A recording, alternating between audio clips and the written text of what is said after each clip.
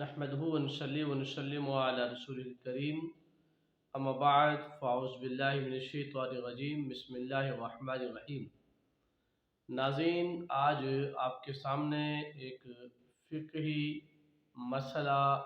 کرنا ہے۔ وہ مسئلہ ہے کہ مسجد میں دوبارہ جماعت کرانا کیسا ہے۔ ناظرین، اگر کسی محلے کی مسجد میں جب ایک دفعہ اذان یا تکبیر کے ساتھ باقاعدہ جماعت ہو جائے تو پھر دوبارہ اذان اور تکبیر کے ساتھ جماعت کرانا یہ مکروہ ہے۔ اس کی کئی وجوہات ہیں۔ ایک تو یہ ہے کہ مساجد فتنہ اور افتراق کا مرکز بننے سے بھی محفوظ رہتی ہیں اگر اس میں ایک جماعت ہوتی ہو، لیکن کچھ مواقع پر یا کچھ مساجد میں جماعت کی اجازت شرعاً دی گئی ہے، یعنی ایسی مساجد جو شارع عام میں ہوں یا کسی لاری اڈے کے پاس ہوں یا پاسپورٹ کے پاس ہوں یا ہوائی اڈے کے پاس ہوں یا اسی طرح ایئرپورٹ کے پاس ہوں یا اسی طرح ریلوے اسٹیشن کے پاس ہوں یا کسی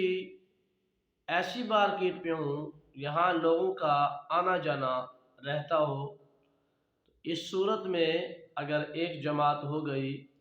تو دوسری جماعت کرانا جائز ہے۔ البتہ یہ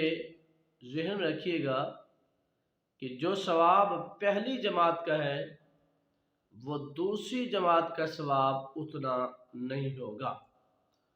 اور اس کے تحت علامہ ابن عابدین نے رد المختار میں یہ بات نقل فرمائی ہے کہ حرمین طیبین میں بھی ایک سے زائد جماعتوں کو جائز قرار دیا ہے، کیونکہ حرمین طیبین میں بھی زائرین کے قافلے آتے جاتے رہتے ہیں۔ اسی طرح اگر محلے کی مسجد میں باہر کے لوگ آ کر باجماعت نماز پڑھ کر چلے گئے ہوں تو اہل محلہ کے لیے اذان و اقامت کے ساتھ اپنی معمول کی جماعت بلا شبہ قائم کرنا جائز ہے۔ در مختار میں ہے اگر کسی محلے کی مسجد میں باقاعدہ امام اور مؤذن مقرر نہ ہوں تو وہاں تکرار جماعت یعنی ایک جماعت کے بعد دوسری جماعت کرانا یہ شرعاً درست ہے، کوئی منع نہیں ہے۔ اسی طرح مسجد میں دوسری جماعت کو منع کرنے کی وجہ بیان کی گئی ہے در مختار اور دیگر کتب فقہ میں، کہ وجہ یہ ہے کہ لوگ جب یہ سمجھیں گے اور سنیں گے کہ مسجد میں دوسری جماعت بھی ہوتی ہے تو لوگ سستی اور کاہلی اور غفلت کا شکار ہو جائیں گے اور جماعت اولیٰ کی اہمیت کو نظر انداز کر دیں گے۔ ایسے لوگوں کے لیے جماعت ثانیہ یعنی دوسری جماعت میں نماز پڑھنا ناجائز ہے۔ البتہ علامہ شامی نے یہ لکھا ہے اگر اتفاقاً کچھ لوگ کسی عذر یا مانع کے سبب تاخیر سے آ جائیں، کوئی شرعی رکاوٹ انہیں اس کے باعث اگر تاخیر سے آ جائیں اور وہ پہلی جماعت کی جگہ سے ہٹ کر دوسری جگہ پہ دوسری جماعت کریں تو یہ جائز ہے۔ ایسی صورت میں دوسری جماعت کے لیے اذان دینا جائز نہیں، لیکن تکبیر کہنا جائز ہے۔ ناظرین،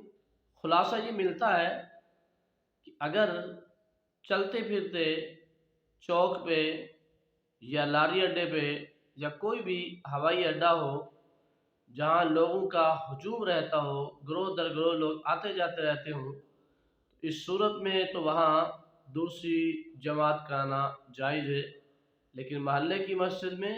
جہاں کسی قسم کا مسافر نہیں ہے، محلے کے لوگ دوبارہ اکٹھے ہو جائیں اور پھر جماعت کرتے ہیں، تو اس سے مسجد کا نقش امن بھی ہوگا اور مسجد کی جو پہلی جماعت ہے اس کی اہمیت بھی نظر انداز ہوگی۔ لہٰذا